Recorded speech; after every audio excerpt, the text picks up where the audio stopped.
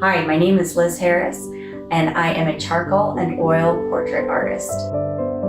I am a late-stage artist. I did not start seriously painting until in my mid-40s. I have won awards through Portrait Society, Art Renewal Center, Oil Painters of America, to name just a few.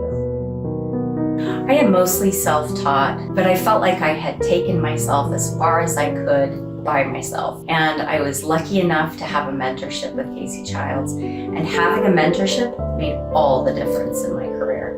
I am most excited to share the things that I learned, mostly about color, how to use it, how to be subtle about it, how to smack people on the side of the face with it.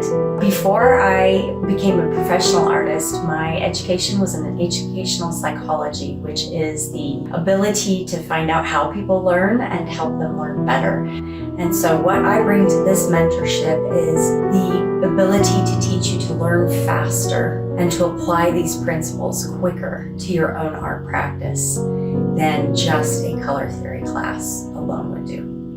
I can't wait to see the things that we create together.